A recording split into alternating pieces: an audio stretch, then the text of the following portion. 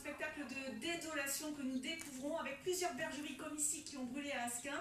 Les 3 foyers d'incendie sont sous contrôle d'une centaine de pompiers aidés par un hélicoptère. Le vent du sud est toujours assez fort, donc la surveillance est maintenue. Côté judiciaire, le parquet de Bayonne a ouvert une enquête pour destruction par incendie, car ces feux pourraient avoir été provoqués par des écobuages mal maîtrisés. Ce sont ces pratiques agricoles ancestrales de brûlage.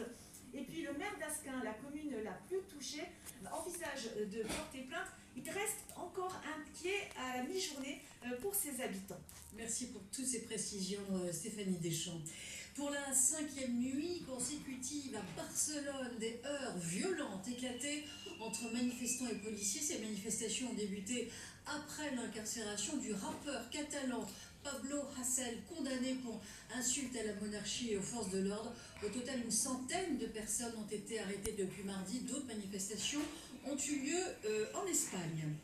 Cette grosse frayeur à présent aux États-Unis, dans les airs comme au sol. Hier, les passagers d'un Boeing ont vu l'un des réacteurs prendre feu. Des débris de l'appareil ont touché des habitations. L'avion, malgré tout, a réussi à se poser sans problème. Julie Vitali. Le cauchemar a commencé quelques minutes après le décollage. Dévoré par les flammes, le turboréacteur se désintègre en plein vol. À bord de l'avion, 231 passagers. Le pilote lance un appel de détresse à l'aéroport de Denver qu'il venait de quitter pour rejoindre Hawaï. Le Boeing 777-220 parvient finalement à faire demi-tour. Un soulagement pour les voyageurs après la frayeur de leur vie. Tout à coup, il y a eu un bruit très fort, ça n'allait pas bien du tout. J'ai cru que la foudre avait frappé l'avion. On s'est regardé avec ma femme. On s'est tenu par la main et on s'est demandé si on allait revoir nos enfants. Durant son vol, l'appareil de la compagnie United Airlines perd plusieurs morceaux dans le ciel de Denver et sa banlieue. Des débris atterrissent dans les rues, les jardins et les stades, sous les yeux des habitants médusés. On a entendu un boom.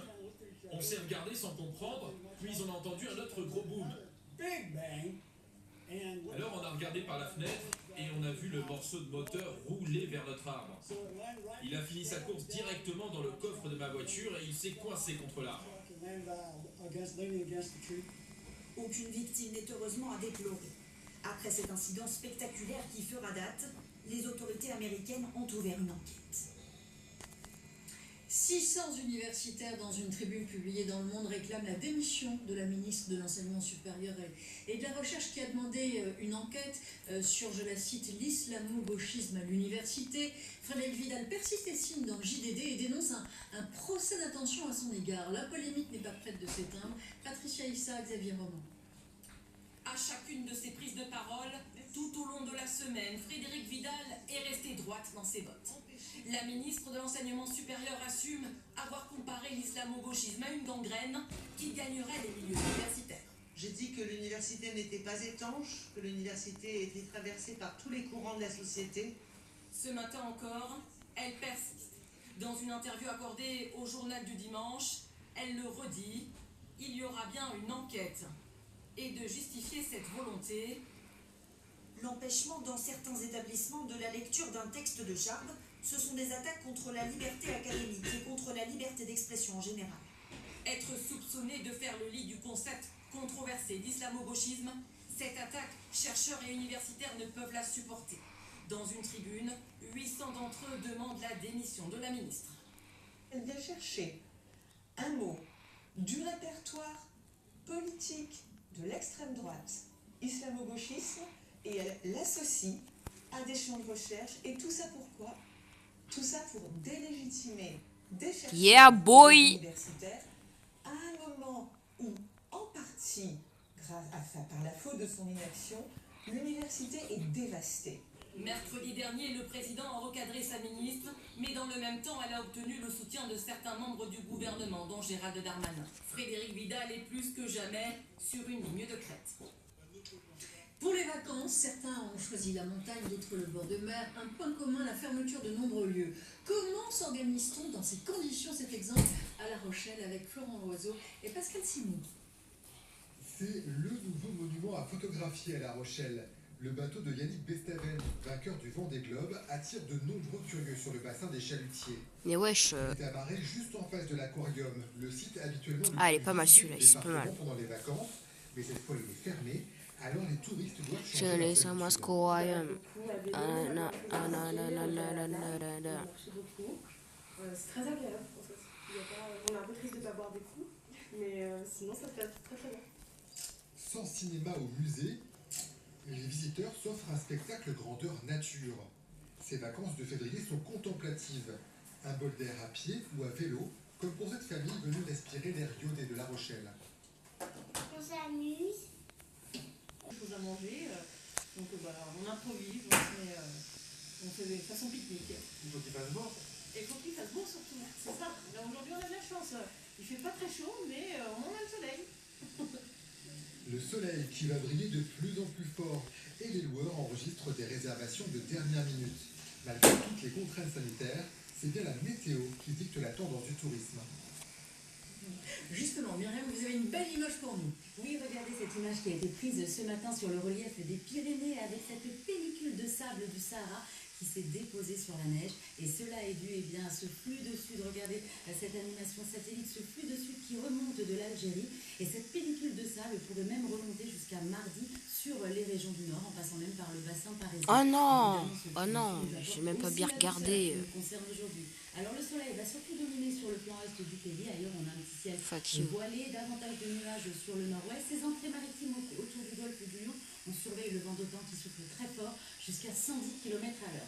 Les températures pour cet après-midi sont dignes d'un mois d'avril, 20 degrés attendus à Châteauroux ou encore Biarritz. Et puis regardez pour la suite, à partir de demain, ça va se dégrader. Une situation temporaire qui va nous concerner la journée de lundi. Perturbation active notamment dans sa partie sud. On attend un épisode méditerranéen qui va se mettre en place depuis. Enfiler un uniforme. En français. Tout pas.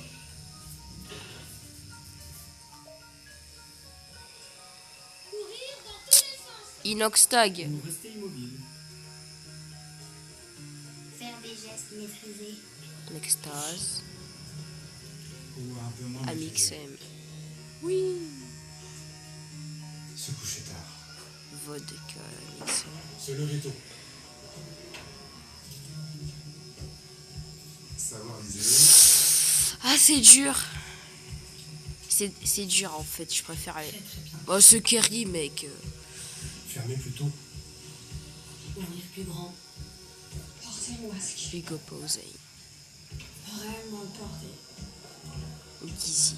En restant chacun mobilisé. Avec ma femme, on s'est Désolé, Carlito. Et on a prié pour revoir nos enfants un jour. Grosse frayeur également pour les habitants de ce quartier Nike. situé sous le passage de l'avion. Bouge de là, toi. Tombe une pluie de débris. Bouge de là, toi. Qui tombe au lieu de partir de là.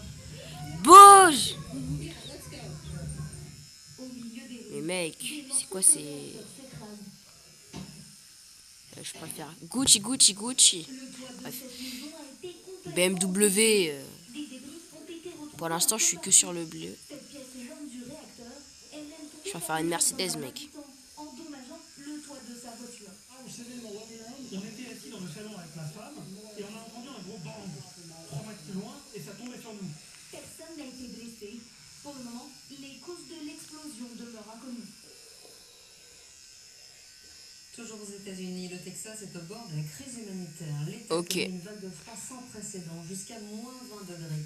Les Texans ne sont pas habitués à de telles températures. Plus de 14 millions d'habitants, beaucoup d'eau potable, des millions de bouteilles d'eau et de plats sont en cours de distribution. Vous le voyez ici à Houston où les files d'attente sont interminables. En Espagne, de nouvelles manifestations ont eu lieu, notamment en Catalogne, pour la 4e nuit consécutive. Les manifestants demandent la libération d'un rappeur arrêté en début de semaine, condamné à 9 confinements le week-end, ou encore une interdiction des entrées dans le département. Les habitants sont suspendus à la décision du gouvernement attendue avant ce soir. Les explications de Christophe Napoli et Gaël Jordan. Et si le week-end prochain, les Niçois ne pouvaient plus sortir se balader sur la promenade des Anglais? C'est une option envisagée lors d'une réunion entre des députés et le préfet des Alpes-Maritimes. Un confinement localisé le week-end, donc uniquement les Let's go. Oh! Pour lutter contre le Covid et son variant britannique, d'autres mesures sont évoquées, comme le renforcement des contrôles de police, Non. le port du masque généralisé dans tout le département, ou encore une jauge limitée dans les centres commerciaux. En pleine vacances scolaires, Non. cette députée lance un appel aux touristes. Nous demandons vraiment aux Français